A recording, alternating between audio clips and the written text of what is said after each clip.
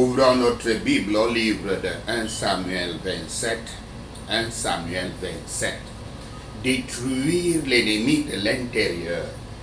Détruire l'ennemi de l'intérieur. 1 Samuel 27, versets 1 à 7. David se cache à Gath. Verset 1 à 2.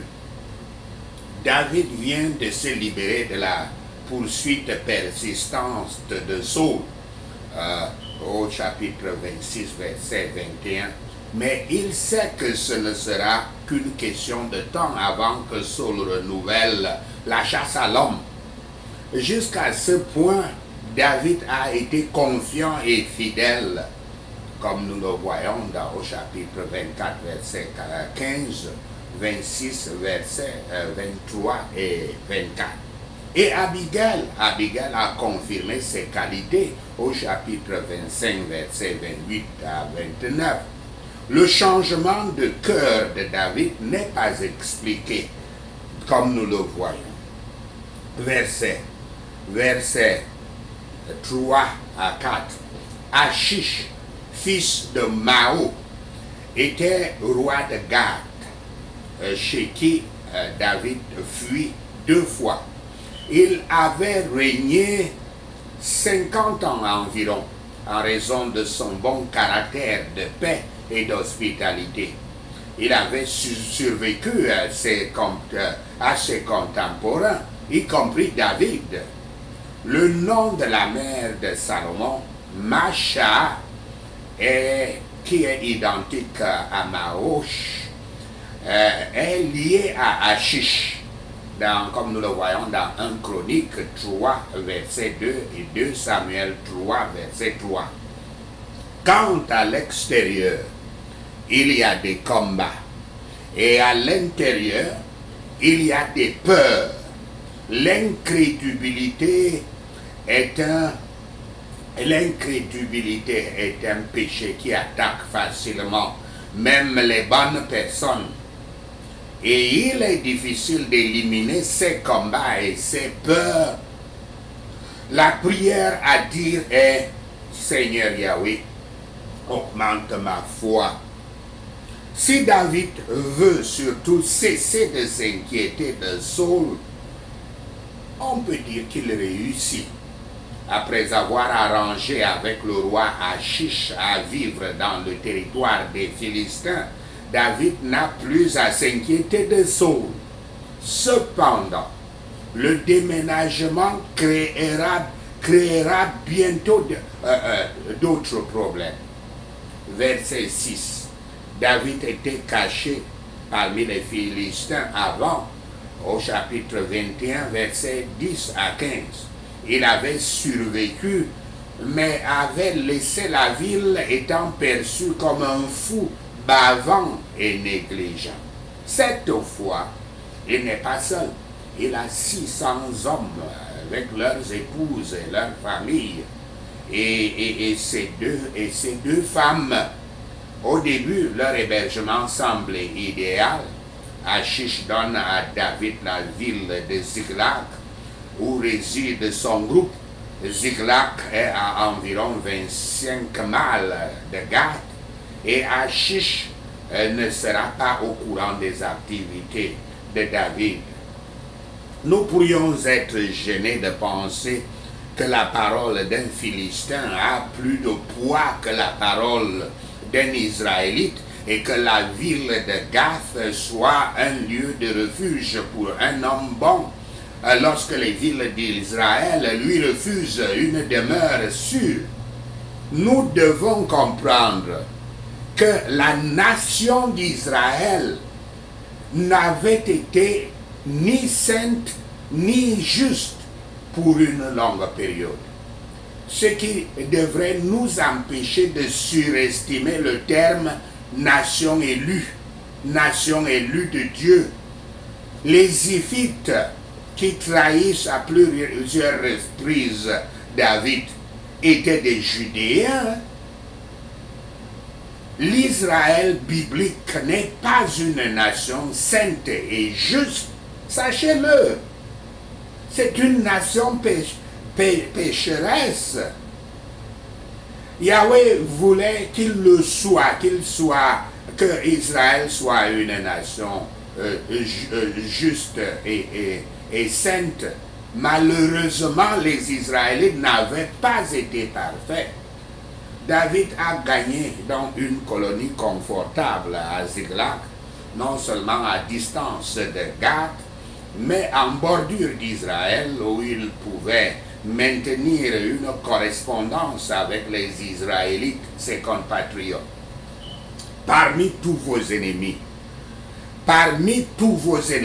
les plus dangereux sont dans votre propre famille. Rappelez-vous que les premiers endroits, le premier endroit où le Christ allait être tué était sa ville natale de Nazareth. Les Juifs de Nazareth avaient rejeté.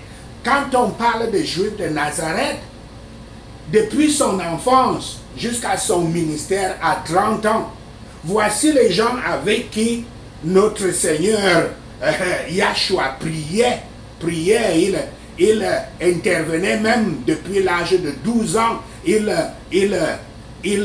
échangeait déjà avec les grands prédicateurs, les rabbis. Donc ce sont des gens qui avaient cheminé dans la foi avec Yahshua avant qu'il devienne Christ à l'âge de 30 ans. Mais les Juifs de Nazareth avaient rejeté la prédication évangéliste de Yahshua. Il avait rejeté la prédication de Yahshua pour donner l'évangile aux gentils, et ils avaient tenté de le tuer d'une manière pire que la lapidation et même la croix. Lisons ceci dans Luc 4, versets 28 à 29. Je cite: « Ils furent tous remplis de colère dans la synagogue lorsqu'ils entendirent ces choses. Et s'étant levés, ils le chassèrent de la ville et le menèrent jusqu'au sommet de la montagne sur laquelle leur ville était bâtie, afin de le précipiter en bas. » Fin de citation. Ils voulaient le jeter pour qu'il soit complètement détruit en bas, en retombant en bas, à partir d'une falaise. 1 Samuel 27, versets 8 à 12. David se cache à Achish et combat les Philistins de l'intérieur. Versets 8 à 11. David et ses hommes combattent régulièrement les ennemis d'Israël, tuant toutes les personnes pour éliminer les témoins et accumulant du bétail et des vêtements. Chaque fois qu'Achish pose la question sur ses raids, David lui dit qu'il combatte les Israélites. Il semble également que David donnait à Achish une partie des butins. Alors que David était dans le pays des Philistins, il attaqua des restes des nations idolâtres. Les peuples qu'il a supprimés avaient longtemps été condamnés par Yahweh à être détruits et à être des serviteurs et non pas des maîtres. Les Grisites étaient les habitants cananéens de Gézer, une ville située au sud-est, au sud-ouest d'Éphraïm. Pour cela, il faut voir la malédiction de Canaan dans Genèse 9, verset 27. Les Géshurites n'étaient pas expulsés par la demi-tribu de Manassé, à qui leur pays avait été assigné dans Josué 13, verset 13.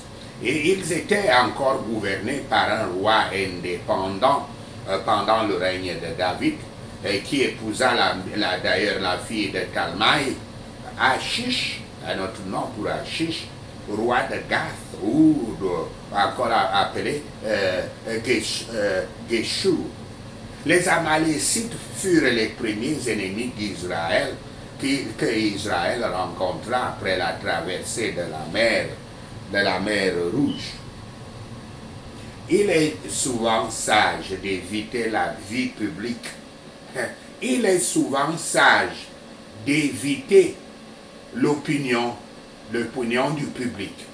Mais nous ne devons en aucun cas être au repos. Nous devons toujours essayer de faire quelque chose pour servir la cause de Yahweh. Mais David avait caché ses expéditions punitives à Achish et lui mentait. Pourtant, les mots qui servent de but à un mensonge sont comme un hypocrite à une personne profane. Ils ne sont mieux qu'en apparence, donc plus dangereux. Ils sont plus dangereux. Cependant, bien que les croyants manifestent souvent des imperfections, personne ne peut réussir à les amener à renoncer à servir Yahweh et à unir leurs intérêts avec ses ennemis ou à la fin à devenir des serviteurs du péché et de Satan. Verset 12. Dans le temps, Achish arrive à avoir confiance à David. Il suppose que David ne peut jamais rentrer chez lui. Et il semble que Achish bénéficiera toujours d'avoir David comme allié. Mais pouvons-nous dire qu'il vaut mieux mentir pour atteindre le but de Dieu? Pas du tout, pas du tout. Il vaut mieux aller vers Yahweh pour des solutions. C'est surtout ça qui amène les gens à faire des erreurs et rentrer dans le péché et jusqu'à perdre leur foi. En toutes choses, il faut demander à Dieu. Il ne faut pas s'embarquer dans des choses et quand les choses deviennent compliquées, vous êtes obligé de mentir, c'est-à-dire commettre un péché. Et comme un péché, c'est comme une boule de pierre qui est lâchée au haut de la montagne. Et quand la boule de pierre dégringole, elle prend la vitesse, elle ne peut pas être arrêtée. Le péché est comme ça. Après un péché, il y aura un deuxième, un troisième et comme ça. On finit par être païen alors qu'on était chrétien avant. Donc, pas du tout. Il vaut mieux aller vers Yahweh pour des solutions. Voici la parole de Dieu qui reproche l'utilisation par David du mensonge pour atteindre ses fins. Je cite, « Certainement, si tu agis bien, tu relèveras ton visage. Et si tu agis mal, le péché se couche à la porte et ses désirs se portent vers toi. Mais toi, domine sur lui. » Fin de citation. Domine sur le péché. Citation de Genèse 4, verset 7. Et sur la justice et le mensonge, voici ce que dit Yahweh, deux écritures. Je cite, « Tu ne porteras point de faux témoignages, tu ne porteras point de faux témoignages contre ton prochain. » Fin de citation. Citation d'Exode 20, verset 16. Citation, autre citation, « Les lèvres fausses sont en horreur à Yahweh, mais ceux qui agissent avec vérité lui sont agréables. » Fin de citation. Citation de Proverbe 12, verset 22. Les lèvres fausses de David étaient en horreur avec Yahweh. Le mensonge est un péché. Le mensonge est un péché, quelle que soit la circonstance. Mieux vaut ne pas arriver au mensonge. C'est pour ça qu'il faut être dirigé par Dieu en toutes choses. Il faut toujours prendre son avis avant de prendre toute décision. Il faut toujours prendre la direction de Dieu avant de s'engager dans une décision.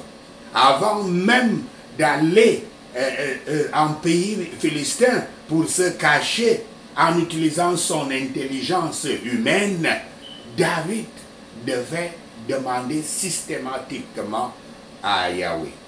Une série de mots provient toujours de l'incrédulité. Lorsque nous oublions les miséricordes du passé du Seigneur, que le Seigneur nous a accordé dans le passé, et ces gracieuses assurances, nous serons débordés de peur, nous serons débordés par des peurs désespérées. Et nous serons probablement amenés à adopter une méthode déshonorante pour nous débarrasser de nos ennuis. Rien ne peut nous établir plus efficacement dans les tempéraments et les pratiques saintes et nous préserver des perplexités qu'une dépendance ferme et inébranlable aux promesses de Yahweh dans Yahshua Christ. Sachez ceci et le Seigneur Yahweh vous bénira. Amen. Alléluia. Prenons ces points de prière. Dans mes batailles et mes craintes, je ne laisserai pas l'incrédulité m'attaquer au nom de Yahshua le Messie. Père Yahweh, augmente ma foi au nom de Yahshua. Parmi tous mes ennemis, je serai très vigilant envers les puissances maléfiques de ma fondation au nom de Yahshua. Toi, ce pouvoir dans ma fondation, déterminé à me persécuter, je porte l'épée de feu de Yahweh contre toi au nom de Yahshua. Même lorsque les idolâtres m'ont accordé l'hospitalité et les faveurs, je n'arrêterai pas de me battre contre l'idolâtrie au nom de Yahshua. Comme les ennemis me protègent afin de m'employer sur l'autel de leurs intérêts, Père Yahweh, permets-moi de les détruire de l'intérieur au nom de Yahshua. Même si je renonce à la vie du public, je ne serai en aucun cas inactif au service de Yahweh au nom de Yahshua. Les paroles qui servent au but d'un mensonge sont mieux en apparence, mais dangereuses pour ma foi au nom de Yahshua. Par conséquent, je resterai toujours loin d'elles et les rejetterai au nom de Yahshua. Quand je suis sur le point de dire un mensonge, j'observerai toujours l'alarme de ma conscience au nom de Yahshua, parce que les mensonges empêchent mon avancement au royaume des cieux. Toi, cet esprit impur du mensonge qui me manipule, je me tiens contre toi par le feu du Saint-Esprit au nom de Yahshua. Je ne vais pas mentir pour atteindre le dessein de Yahweh au nom de Yahshua. Quand je suis incertain, je chercherai les instructions auprès de Yahweh par son Saint-Esprit au nom de Yahshua. Je ne vais pas mentir pour faire le bien. Je ferai ce qui est juste pour être accepté par Yahweh au nom de Yahshua. Je m'engage à ne pas donner un faux témoignage au nom de Yahshua. Toute lèvre menteuse en moi, écoutez la parole de Dieu. Vous êtes une abomination pour Yahweh. Je vous refuse au nom de Yahshua. Je n'autoriserai pas à l'incrédulité et son faux train de mots dans ma vie. Je serai toujours dans la foi au nom de Yahshua. Seigneur Yahshua, établis-moi dans les tempéraments et pratiques saintes au nom de Yahshua. Père Yahweh, parce que je dépends fermement, dépends fermement de tes promesses en Christ. Préserve-moi des perplexités. Merci Seigneur, au nom de Yahshua le Messie, nous prions. Seigneur Yahweh, nous te remercions, nous te louons, nous t'adorons. Merci Seigneur d'avoir entendu nos prières. Merci Seigneur, Seigneur Yahweh, pour tes réponses à nos prières. Amen. Hallelujah.